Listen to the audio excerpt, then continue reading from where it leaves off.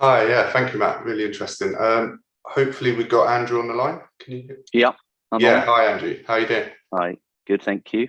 Good. Good. Really interesting time for real estate. So it'd be great to hear your views on the sector and obviously your company have been very busy recently. So maybe we do what we always do, give you sort of 5 or 10 minutes just to run through the company. We've got slides here and we'll take questions after that. So I'll pass over to you. Great, thanks. Morning. Yeah, still morning. Thanking you for having me on. Just a quick slide here on the backdrop. I mean, a lot of this data will be familiar to most of you listening this morning. At a macro level, we continue to live in a rather turbulent environment. The combination of various black swan events that seem to be taking place at a increasing frequency these days. We've got a huge amount of central bank intervention taking place across the various jurisdictions at the current time, as the central bank try to get the inflationary pressures under control. I mean, this affects obviously real estate, as you might expect. The biggest impact is actually the 5-year swap curve, because that's what most real estate debt is based off. And whilst there are an awful lot of equity investors in real estate, certainly the larger ticket items and the big investors in real estate are all using debt to try and turbo their returns. So elevated 5-year swap curves make that very, very difficult. And as a result, it has a massive impact on pricing and obviously liquidity. That said, I mean, the glass is always half full. I think there are a lot of positives out there. We think that inflation pressures are moderating. This week's print suggested that, and our views are that from the various research that we read is that we could be at 5%. Inflation could be down at 5-ish% by the end of the current year, and then hopefully traveling through to 4% and hopefully lower as we travel through 2024. Cost of living, there's a lot of chat in the press around cost of living crisis, the impact of higher mortgage rates. The good news is that energy costs have been coming off a bit through inflation has been moderating. And the fact of the matter is, we have a job full economy. People are in work with record low unemployment. We've got relatively full wage growth, which is helping to avert any cost of living crisis. The mortgage bit works. The mortgage costs are obviously going to impact as people come off fixed rate mortgages. I think it's around about 800,000 people a year are going to come off fixed rate mortgages. But you've also got 500,000 people who are repaying their mortgages every single year. So we've got that we've got a turbulent macro environment. And then what we've got going in our, is structural change, structural evolution accelerated through, technological advancements, which having an impact on how we work, live, socialize, and obviously that it has an impact on various real estate sectors, which are winning and which are losing, and which are probably coming, which are coming under pressure. I'll come on to talk about that in a bit more detail later. And then together with continual urbanization, the lack of residential accommodation almost across the United Kingdom is seeing an awful lot of commercial buildings being replaced by, certainly those obsolete ones being replaced by residential.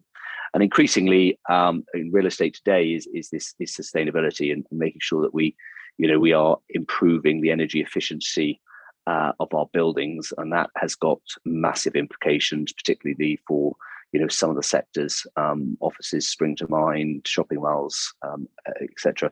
And that's going to affect liquidity and pricing over the next number of years. So on the next slide, you take all that in, and not surprisingly, we're seeing a bifurcation of performances and a polarization of sector performances across the traditional real estate sectors. We find it very difficult to look outside, sheds, beds, and breads. To be frank, as winning sectors that are delivering not only income but income growth, and it's that growth bit that I think is increasingly sought after, particularly with bond yields and borrowing costs so elevated. You need rental growth for real estate to really have a place in your investment portfolio. And that growth is missing in large parts of the office sector and also the retail sector. I'll come on to talk about the logistics, warehouse, industrial sector in a minute, because it is the backdrop of the backbone of our own portfolio. But you are also seeing good growth in student and PRS numbers that have come out from Grainger and Unite in that space support that. And groceries, you know, I mean, the flippant comment is everybody's got to eat. But you know, the convenience grocery market is still in pretty rude health.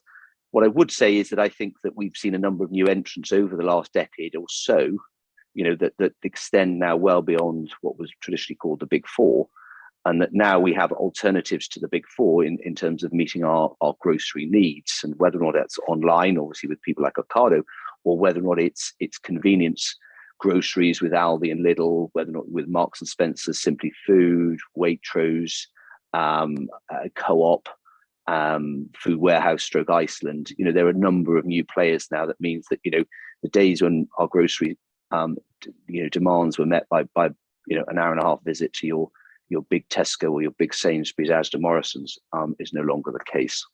And as you can see there, I've shown just, you know, the NAREIT stats for 1 and 5 year shareholder returns across those various sectors. Looking at LondonMetric, you know, we increasingly look at the structural shifts, and that helps frame how we allocate capital and the makeup of our own portfolio. You'll see in a moment how the portfolio has evolved over the last 10 years or so to focus on the logistics market. Quite frankly, looking at where our money will best get a return. You know, our objective is to allocate capital into sectors where, you know, the money will be looked after and over time it will grow. And in the meantime, we will deliver an income and a progressive dividend. And again, we'll come on to talk about that in a little bit more detail. I think we're in our 8th year of dividend progression. And obviously we hope that will continue for many more years. Obviously the macro backdrop has changed an awful lot over the last 12 months. I think we're supposed to be coming up to the anniversary of the Trust's quasi-budget, but it was changing well before that actually anyway. The fact about the market, the heat was coming out of the real estate market, and as a result of that, we've you know, for the last year we've actually undertaken a disciplined disposal of a number of our non-core assets to make sure that we reduce any, you know, we have our loan to value covenants under control in the event of downward pressure on valuations. But more importantly is to make sure that, you know, if there is refinancing, we actually have equity to be able to repay it. If we've got floating rate debt, we would look to reduce our exposure to that, because it's become extremely expensive. And then finally, the last bit was something I always a lot of shareholders forget to ask me when I see them face to face is the alignment of interest. There's you know, we are an internally managed business. We are not an external manager. The company do not get paid. We do not, you know, the bigger we get, we do not get paid any more money. This is not you know, the remuneration here is not about AUM. It's actually more around TSR. And the fact of the matter is, you know, the management team, you know, are large material shareholders in the business, and you know, we enjoy dividend progression as much as the next person. I can assure you, it's an important day 4 times a year in the Jones household. Just looking at the portfolio, you know, I touched on the evolution over the last 10 years of our portfolio, and as you can see there on the right pie charts, the navy colouring shows our exposure to the distribution market. So it's just under 3/4 of our portfolio today, across urban, regional, and mega warehouses. And then we have the remainder is effectively made up of our long income grocery investments, let to the likes of Aldi, Lidl, Costco, M&S, Waitrose, etc., as well as some of the other brands that you see down there. That evolution has obviously involved a huge amount of liquidity in the property market. But you know, we have an ownership culture. You know, we want to invest in the best buildings. We want to, you know, we'll pay a fair price for them. But making sure that we have, you know, long leases, we have full occupancy, and that we have income growth. You know, whether or not that is through open market negotiations or whether or not it's through indexation. I'm not that bothered really. I just want growth, and that growth in our sectors is coming through without us having to buy it or invest heavily in our buildings like you're having to do, I think, across some of the shopping centre and the office sectors. And that's important to us. We try and operate to the best of our ability on what we call a triple net model that strips out real estate costs and their recoverables, because it means that after paying our interest costs and our staff, all of our rent flows through as efficiently as possible through to our shareholders via the quarterly dividends. Then just, I think Richard suggested that we've been busy recently. We closed earlier in the summer on an all-share acquisition of CT Property Trust, which was close on a £200 million offer, 100% share-based offer. And the attraction for us of this is a company that's trading at a big discount to its NTA. But it gave us access to the two areas of the real estate market that we cover the most: urban logistics and long income retail and convenience. And that was the driving the opportunity for us. The non-core retail and offices will be disposed of over the coming months. We thought that there was strategic rationale actually for both sets of shareholders, more efficient management structure, because we go from an external manager to an internal. That obviously saved management fees. We actually haven't taken on any additional employees.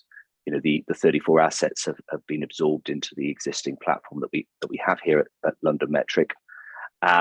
It was marginally NAV accretive, it was EPS accretive, it was LTV accretive, and we were buying it off a net initial yield that was slightly higher than what the existing LondonMetric yield was delivering. So arguably it was income accretive as well as that.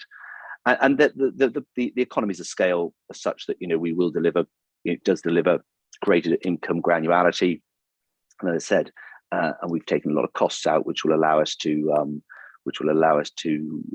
progress earnings over the current year, or help us progress earnings over the current year. And we think we have a more intensive management approach as internal owners of the business, as opposed to rather than external managers might have. And the fact of the matter is, it's all gone relatively well so far. We've started to make our first divestments. We've sold some high street retail properties, and we will announce some further disposals shortly. So, I've already touched around real estate, not only delivering a coupon, but also delivering growth as well, and that's quite important to us. And that comes essentially through rent reviews and lettings for us. And that's why we allocate our capital into the winning sectors. For us, that is at the moment sheds and breads. We've been seeing some good income growth. And I think this is outside of maybe the PRS and maybe the student sector. I think we're probably delivering superior rental growth. These sectors are delivering better rental growth than anything else in the UK property market today. And we will continue to capture these reversions as they come up over the coming periods. We have at least 11 million of embedded reversion to collect over the next couple of years. And again, that's all part of this, delivering this progressive dividend policy for us. And that will see us. You will see us actually look at, coming out of, maybe taking some money off the table in some of the sectors and reallocating it into those that are going to, where the money will be treated best. Lettings, we have very low vacancy rate, as I touched on before. So actually, open market lettings are more, less relevant for us, except asset management initiatives where we look to capture reversions through, taking back a surrender of a build. I mean, we took back, you see a picture there of a warehouse in Uckfield that was previously let to John Lewis. We agreed to take a surrender of that from John Lewis. They paid us some money for doing it. We relet it immediately at a higher rent to another business, and that helps us with that earnings and or rental progression. And then on the environmental bit, we're very, very plugged into this. You can see there that 90% of our assets are classified as EPC A to C. That's a material uplift from where we were a few years ago, and we've obviously still got further work to do on that. But we are constantly looking at new initiative, installing new solar PVs, in partnership with our occupiers, to try and improve the energy efficiency of our buildings. And, and that also now extends to EV charging, which is going in all the time. We have partnership, particularly with Instavolt, but also with MFG, to put in EV chargers across our portfolio. I think we would have added at least £100,000 worth of income from EV chargers over the last 9 months or so, and that's important. Not just for income generation, but actually for attracting, different, more customers to our locations, and improving the energy efficient of our tenants. So that's something that we're, again, excuse the pun, but we're pretty much plugged into, and it's something that is high on our agenda. So look, the outlook, and I've probably gone past 5 minutes, I'm afraid, Richard, but it remains to be challenging. Fundamentals, I think, in the preferred real estate sectors remain strong. And I think that market uncertainty will actually, will continue to create opportunities, particularly as debt refinancing becomes challenging for some people, and some investors. So I won't go any further than that. And I'm sorry, we can cover some of those topics in some Q&As.